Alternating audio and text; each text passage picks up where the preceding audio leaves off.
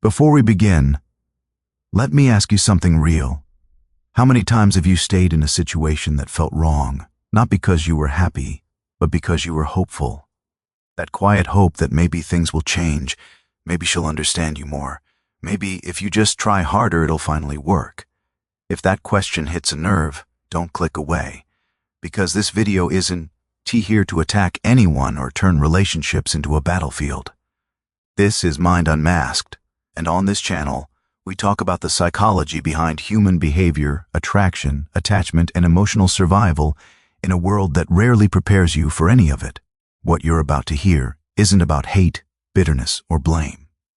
It's about clarity. And clarity, while uncomfortable, can save you years of your life. Here's the truth most people don't tell you. Love doesn't usually end with shouting or betrayal. It ends slowly, through words that sound harmless, even reasonable, but quietly drain your self-respect. Psychology shows us that language is one of the earliest indicators of emotional intention. What someone repeatedly says to you reveals how they see you, how they value you, and how they plan to treat you in the future. So if a woman tells you certain things consistently, it's not just communication, it's information. And ignoring that information is how people get emotionally stuck. Let's talk about the first thing.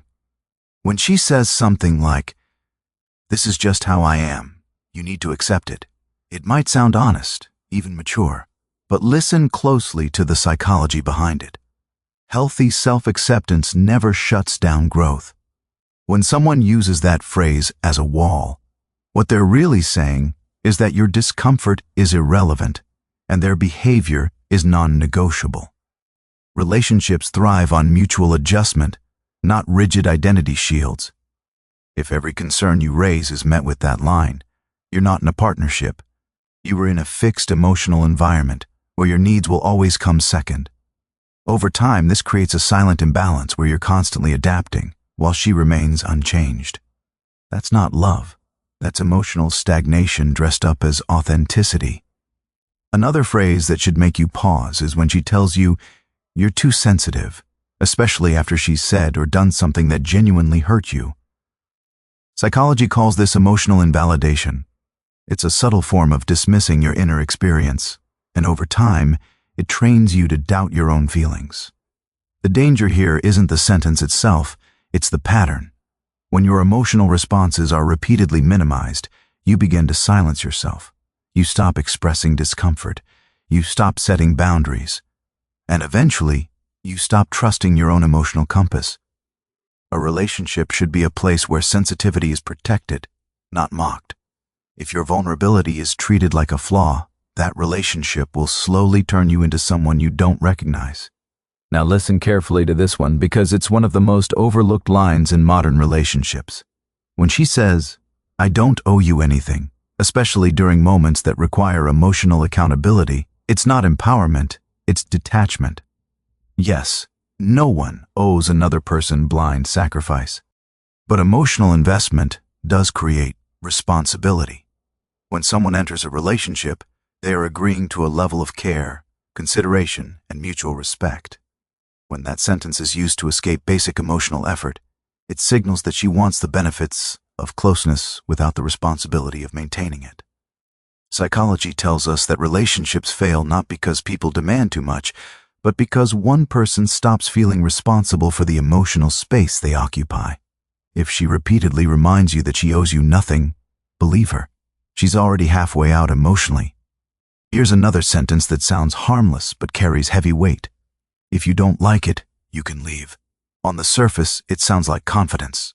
In reality, it's emotional leverage. It shifts the power dynamic instantly. Instead of addressing the issue, it puts the burden of decision entirely on you, forcing you to choose between your boundaries and the relationship itself. Over time, this creates fear-based compliance. You start tolerating things you shouldn't, not because they're okay, but because leaving feels like failure. Psychology shows that when someone repeatedly uses the threat of exit rather than discussion, they are either emotionally checked out or unconcerned with the long-term health of the bond. A loving partner doesn't weaponize the idea of losing them. Now this next one cuts deep, and that's why it's often delivered casually. When she says, Other guys wouldn't have a problem with this. It's not comparison, it's control. This statement plants insecurity and subtly suggests that your standards are unreasonable while hers are universal. It creates a competitive environment where you're constantly trying to prove that you're good enough, flexible enough, understanding enough. Psychology tells us that comparison erodes intimacy. Love is supposed to be personal, not a competition against imaginary alternatives. When someone uses hypothetical replacements to win arguments, they're no longer nurturing the connection, they're managing you through fear of loss. At this point, you might be thinking, maybe you're overreacting, maybe these are just words. But psychology is clear on this. Words shape emotional reality. Repeated language patterns create belief systems. If you stay long enough in an environment where your feelings are minimized, your boundaries are challenged, and your worth is subtly questioned, you don't come out stronger, you come out smaller. Here's the part most people don't talk about. Leaving isn't always about dramatic exits or anger. Sometimes leaving is a quiet act of self-respect. It's recognizing that love shouldn't feel like constant negotiation for basic dignity. It shouldn't feel like walking on eggshells or rehearsing your emotions before you speak, or shrinking yourself to keep the peace. Real connection doesn't require you to disappear. And before someone twists this message, this isn't about demonizing women. Men say damaging things too. This is about patterns, not genders. It's about listening when someone shows you, through their words, that the emotional environment you're in will not improve with time or effort alone. Psychology teaches us that people rarely change the dynamics that benefit them. If she benefits from your silence, your patience, your self-doubt, there's little incentive for her to change. Let's talk about the emotional cost of staying. When you ignore these signals, you slowly detach from yourself. You rationalize behavior that once felt unacceptable. You confuse endurance with loyalty. You tell yourself that love is supposed to hurt sometimes, but deep down, you know this pain isn't growth, it's erosion. And the most dangerous part is that it happens gradually, one dismissed feeling at a time, one compromised boundary at a time. Here's something powerful to remember. Walking away doesn't mean you failed, it means you listened. It means you respected the version of yourself that still knows what peace feels like. Psychology isn't just about understanding others. It's about understanding yourself well enough to protect your emotional health. If you've heard these phrases and felt that quiet heaviness afterward, that wasn't confusion. That was your intuition trying to speak. And intuition doesn't shout. It whispers until you either listen or drown it out.